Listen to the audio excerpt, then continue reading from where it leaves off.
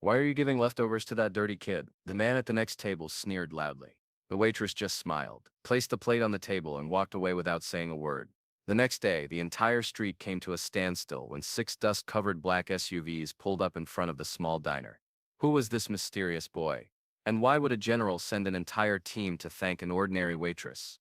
Welcome to QH. Let's uncover what really happened. Clara Jennings, 29, worked the night shift at Betty's Diner, a modest establishment nestled near an old military base in rural Georgia. The fluorescent lights flickered occasionally, giving the worn leather booths and chipped formica countertops a certain timeless quality that kept locals coming back decade after decade. She lived alone in a one-bedroom apartment above the town's only laundromat, having lost her mother to cancer 5 years earlier.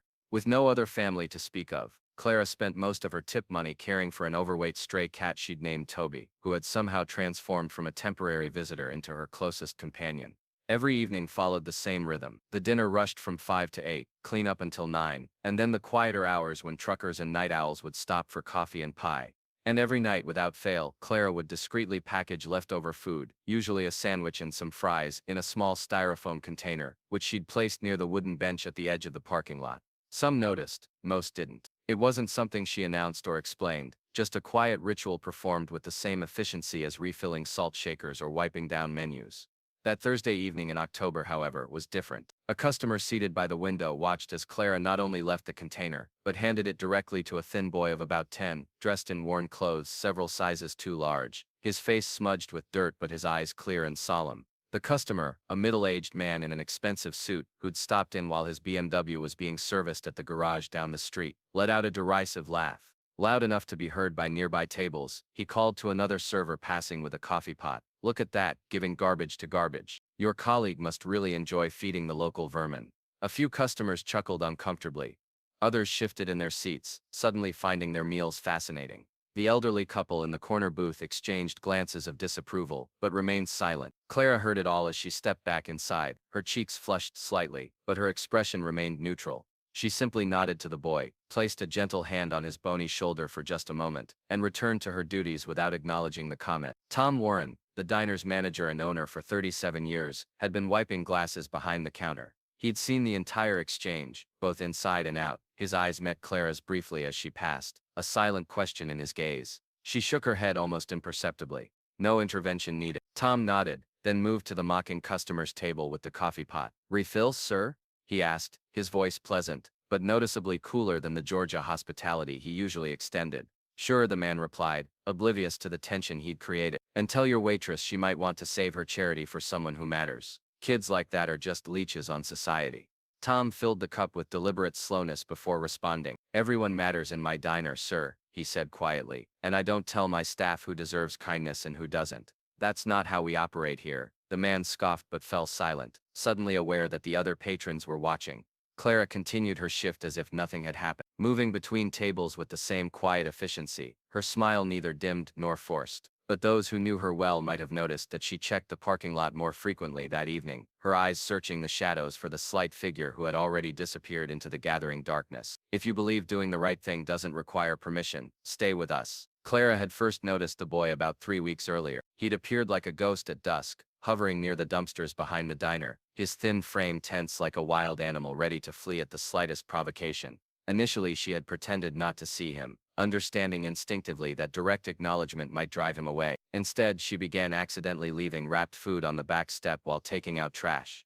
The offerings would vanish within minutes. Gradually, the boy grew bolder, moving from the shadows of the dumpsters to the wooden bench at the edge of the parking lot, never approaching the diner itself, never asking for anything, just sitting silently, watching the back door with patient, hungry eyes. Clara never questioned him or attempted conversation.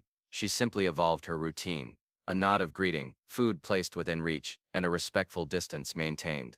The exchange became a wordless ritual that required no explanation. That night, after the mocking customer had finally paid his bill and left, Clara stayed later than usual. The incident had rattled her more than she cared to admit. As she moved through her closing duties, wiping tables, restocking condiments, counting her modest tips, she found herself wondering about the boy's story. Where did he sleep? Did he have anyone looking out for him? Should she be doing more than just providing occasional meal? Her thoughts were interrupted when she noticed something on the corner table, the one closest to where she left the food packages, a folded scrap of paper secured beneath a small, smooth river stone. Clara unfolded it carefully. Written in wobbly pencil strokes were words. Thank you. Dad said if someone is kind to you, tell his friend. I will tell. She stood motionless, the paper trembling slightly in her hand. It was the first communication from the boy after weeks of silent exchanges. Something about the awkward phrasing made her throat tighten with emotion. Only then did Clara fully register something she had subconsciously noticed. The oversized jacket the boy always wore was an old military coat, with a name tape partially torn away, leaving only sun visible. She carefully tucked the note into her pocket and finished closing the diner, her mind filled with new questions. The following morning arrived with the flat, golden light of Georgia autumn. Clara wasn't scheduled to work until the evening shift, but she stopped by the diner for coffee, a habit she'd developed since moving to town 5 years earlier. Tom was at the grill, expertly flipping pancakes while managing the breakfast rush. His wife, Betty, for whom the diner was named, manned the register with cheerful efficiency, despite her 76 years. Morning, honey, Betty called over the din of clattering dishes and morning conversations. You're up earlier than usual. Clara smiled, sliding onto her usual stool at the counter. Couldn't sleep much, mine's been busy. Before Betty could inquire further, the phone behind the register rang. The older woman answered with her standard greeting. Betty's Diner, where strangers become regulars and regulars become family. Her expression shifted from cheerful to confused as she listened. Yes, she works here. No, she's actually right here now. May I ask what this is concerning? Clara watched curiously as Betty's eyebrows rose nearly to her hairline. I see. Yes, I understand. We'll make sure she's available. Thank you. Betty hung up the phone, looking at Clara with an expression of bewilderment. What was that about? Clara asked, taking a sip of the coffee Tom had silently placed before her. Betty leaned forward, lowering her voice despite her obvious excitement. That was someone from a federal office. Didn't catch which one. They said representatives will be coming here specifically to speak with you. Wouldn't say why, just that it's important. Me? Clara's confusion was genuine. She had no dealings with any government agency. Her life was deliberately simple. Work, home, Toby, repeat. No complications, no entanglements. Did I do something wrong? She wondered aloud, mentally reviewing her tax filings and the renewal of her food handler's permit. Tom appeared from the kitchen, wiping his hands on his apron. If you'd done something wrong, they wouldn't call ahead, he reasoned. Ever practical, must be something else. Throughout the morning, Clara's mind raced with possibilities. Had someone reported her for feeding the boy? Was there some regulation against giving away leftover food? Or was it something entirely unrelated? By the time she returned for her evening shift, the initial alarm had faded into a dull anxiety that hummed beneath her usual calm exterior. She worked mechanically, finding comfort in the familiar routines of the diner. Around 8:30, she glanced out the window, searching for the boy on the bench. The space remained empty. For the first time in weeks, he hadn't appeared. Clara prepared a food package anyway, placing it in its usual spot. As she stood in the cool evening air, she felt an unexpected pang of worry. Had the mockery from the previous night driven him away, or was it something worse? She returned inside to find Tom watching her from the pass-through window. No sign of him, he asked quietly. Clara shook her head. Maybe it's better if he doesn't come back. This isn't exactly a solution for whatever situation he's in. Tom considered her words. Sometimes a sandwich isn't just a sandwich. Clara, sometimes it's the only kindness a person sees all day. Clara nodded, turning back to her table. She couldn't shake the feeling that something significant had changed, that the boy's absence and the mysterious phone call were somehow connected. She had no idea just how right she was. Have you ever helped someone without needing a reason, only to have them repay you in an unimaginable way? Share your story. It deserves to be heard.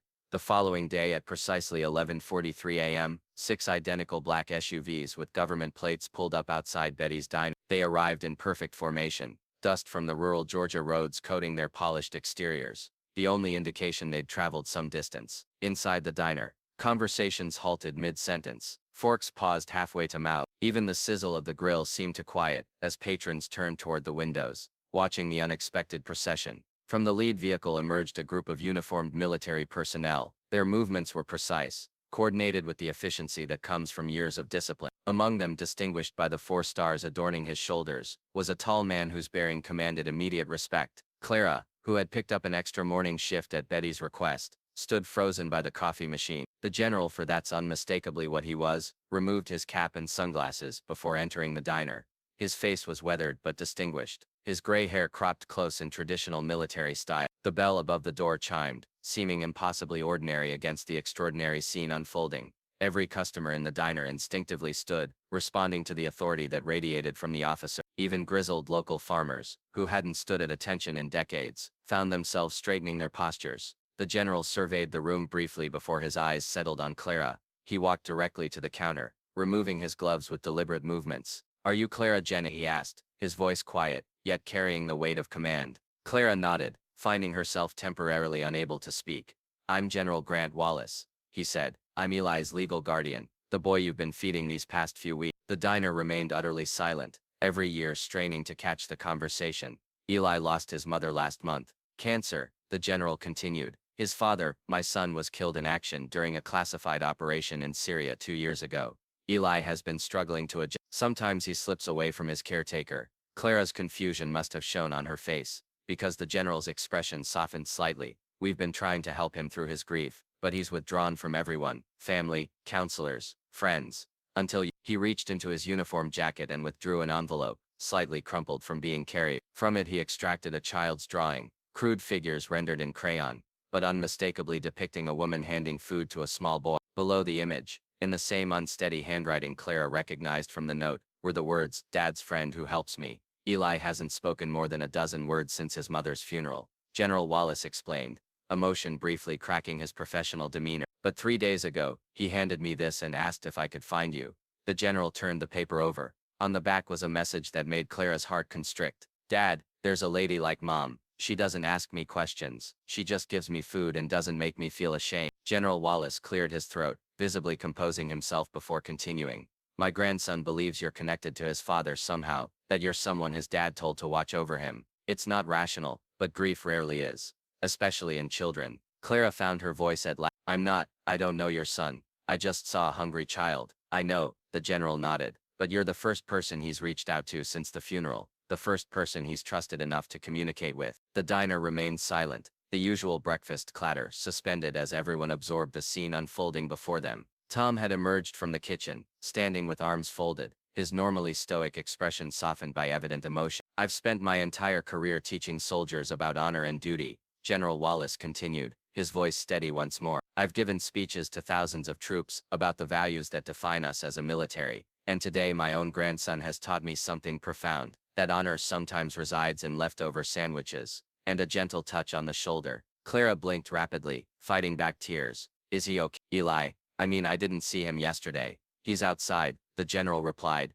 gesturing toward one of the SUVs. "Would you be willing to speak with him, properly this time?" Before Clara could respond, the bell above the door chimed again. Every head turned to see the small figure standing in the entrance. Eli, now clean and properly dressed, though his expression remained solemn and his body language hesitant. General Wallace extended his hand toward the boy. "It's all right, son, this is the lady from your drawing." Eli approached slowly, stopping a few feet from Clara. He said nothing, but his eyes, intelligent and carrying a weight no child should bear, studied her intently. Clara knelt to his level, instinctively knowing that height might be intimidating. "Hello, Eli, I'm Clara." The boy remained silent, but reached into his pocket and withdrew the small riverstone that had held down his note. He extended it toward her, an offering. Clara accepted it with the gravity such gifts deserve. "Thank you, I'll keep it safe." A barely perceptible nod was his only response, but it felt like a monumental breakthrough to everyone watching. "My team brought something for you, Miss Jennings," General Wallace said as Clara rose to her feet again. He motioned to one of his aides, who stepped forward with an official-looking document in a leather portfolio. "This is a letter of commendation from the Department of Defense, acknowledging your compassion toward the family member of a fallen hero. Such recognition is rare for civilians, but in this case, entirely warranted." A murmur rippled through the diner. The same customers who had witnessed her mockery just days earlier now watched with newfound respect, as Clara accepted the portfolio with trembling hands. "I didn't do anything special," she protested softly. "Anyone would have done the same." The general's expression was gentle but firm. "No, Miss Jennings, not everyone would have. That's precisely the point." As if on cue, the man who had mocked Clara 2 nights earlier entered the diner. He stopped abruptly, absorbing the scene. Military personnel, a 4-star general, and the waitress he had ridiculed now the center of solemn attention. General Wallace turned slightly, his experienced eyes immediately assessing the newcomer's discomfort. "Is there a problem, sir?" "No," the man replied, backing toward the door. "No problem at all." "Good," the general nodded, "because I believe this establishment has a policy that everyone matters here, a philosophy I find worthy of the highest respect." The man slipped out, the bell announcing his retreat as definitively as it had heralded the general's arrival. The contrast was not lost on the regular patrons, several of whom exchanged knowing glances. One of the general's aides approached, speaking quietly into his ear. Wallace nodded before turning back to Clara. "Miss Jennings, we've taken the liberty of establishing a trust fund for Eli's education. As part of that arrangement, we'd like to contribute to this establishment as well, specifically to provide meals for those who might otherwise go without." Tom stepped forward at this, finding his voice. "That's very generous, General, but it's not charity," Wallace interrupted smoothly. "It's a strategic investment in community resilience. The military understands that strength begins with basic needs being met." His eyes moved from Tom to Clara, and with people who recognize those needs without being asked. Another aide approached, carrying a polished wooden box. The general opened it to reveal a medallion on a blue ribbon. "This is the Civilian Service Medal of the Department of Defense," he explained. "It recognizes civilians whose actions embody the core values our military strives to uphold, values like compassion, selflessness, and moral courage." Clara stared at the medal,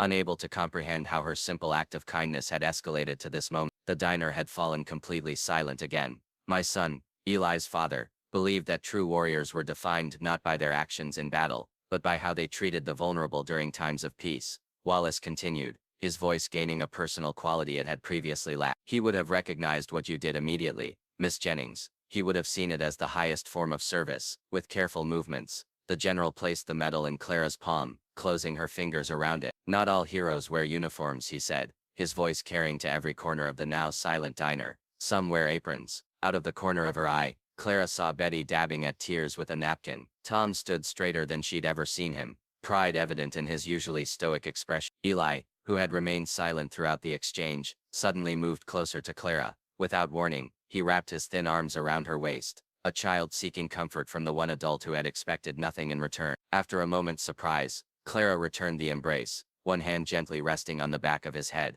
No one spoke. No one needed to. Sometimes Clara realized, the most profound connections form in silence, just as the most meaningful acts of kindness often pass without witness or acclaim, until they don't. Have you ever made a small gesture that became someone else's lifelong story? Tell us about it. From that day forward, Betty's Diner was never quite the same. The humble establishment, that had served the community for decades without fanfare, suddenly found itself with a special item on the menu: Eli's sandwich, turkey and cheese on whole wheat, with extra pickles, just the way Clara had prepared it for the boy. General Wallace declined all media interviews despite numerous requests. When pressed by a persistent local reporter who caught him leaving a follow-up visit, he offered only one statement: "I came to thank a soldier who doesn't wear a uniform." The word spread throughout the military community, resonating with service members who understood that courage and honor weren't confined to battlefields. Eli eventually went to live with his uncle, his father's brother, who had recently retired from the army. The arrangement provided stability while maintaining his connection to his father's military legacy. The uncle's home was close enough that Eli could visit the diner on weekends, where he would sit at his usual spot, no longer outside on the bench, but at a small table near the window, reserved with a discreet placard bearing his name. Gradually the boy began to hear. Words came hesitantly at first: a whispered thank you for a refill of chocolate milk, a quiet question about Toby the cat. By Christmas he was sharing short stories about his father with Clara. During the quieter moments of her "Dad could eat 3 Eli sandwiches," he confided one afternoon, a glimmer of pride breaking through his solemnity, "and he always left the crusts." Clara continued working at Betty's, declining offers for interviews, book deals, and even a position at the general's private household. Her life remained deliberately simple, though now enriched by her friendship with Eli, and the extended military family that had embraced her. "Never wanted fame," she explained to Tom when he questioned her decision to turn down a particularly lucrative offer. "Just wanted to help a hungry kid." Tom nodded, understanding completely. He had, however, made one significant change to the diner. Beside the wall of military photographs, a feature of many establishments near bases, hung a new frame containing Clara's letter of commendation and a simple quotation: "People often recognize honor in uniforms, but sometimes it wears a faded apron and offers a meal no one sees." 6 months after the general's visit, something unexpected happened. The trust fund he had established began receiving anonymous donations from military personnel around the world. What had started as support for one grieving boy expanded into something larger: a foundation dedicated to supporting children of fallen service members. They named it the Bench Initiative, a reference to both Eli's waiting spot and the idea of providing a place of rest for those carrying heavy burdens. Clara was asked to serve on its advisory board, providing insight into how small acts of kindness could open doors that formal assistance often could. At the foundation's first official meeting, held in a conference room at the local library, Clara found herself surrounded by military officers, child psychologists, and social workers, all looking to her for guidance. I don't have any special training, she admitted, feeling out of place. I just saw a child who needed help, and didn't make a big deal about giving it. That's exactly why you're here, responded a silver-haired colonel who had flown in from Washington. You saw need without requiring paperwork. You offered dignity alongside nourishment. These are qualities our programs often lack. On the first anniversary of their meeting, Clara received a package from Eli, now living with his uncle, but thriving in ways that had once seemed impossible. Inside was a carefully crafted model of Betty's diner, complete with a tiny bench at the edge of the parking lot. The detail was remarkable for a child his age, suggesting hours of painstaking work. A note accompanied it. This is where I found my voice again. Thank you for waiting until I was ready to use it. The man who had mocked Clara returned to the diner exactly once, to deliver a handwritten apology and pay for a month of Eli's sandwiches to be given free to any child who needed one. Clara accepted both with characteristic grace, neither dwelling on past offense nor seeking vindication. We all have bad days, she told him simply. What matters is what we learn from them. As word of the bench initiative spread, similar programs began appearing in military communities across the country. Small acts of kindness, inspired by one waitress and one hungry child, multiplied in ways no formal policy could have achieved. Eli's drawing found a permanent home behind the counter, protected by a simple frame. New customers often asked about it, providing Clara the opportunity to share not her own role in the story but the message she believed mattered most. Sometimes people just need kindness without question, she would explain while refilling coffee cups. Food without judgment, help without having to explain why they need it. On quiet evenings, when the dinner rush subsided and the regulars settled into comfortable conversations, Clara would sometimes glance at Eli's empty bench outside. She kept a sandwich ready just in case another silent, hungry figure might appear from the shadows. Because Clara Jennings had learned something profound in her unexpected journey from anonymous waitress to reluctant hero. That evening, as Clara closed the register and turned off the neon sign at Betty's Grill, the silence around her felt sacred, not because of medals or commendations, but because a boy had spoken again, because grief had been softened by grace, and because she had offered love with nothing more than a sandwich and a silent presence. That was how hope was born, not in headlines but in unseen moments that changed everything. Kindness creates ripples that extend far beyond the initial act, reaching shores the giver may never see, and sometimes those ripples return as waves that transform everything they touch. Have you ever performed an act of kindness without anyone watching, and then one day it came back to you in a way that brought tears to your eyes? Comment about a small action you've witnessed. It may have been the flame for someone lost in darkness. Subscribe to QH Incredible Stories, where good deeds are always remembered and someone always stands up for you.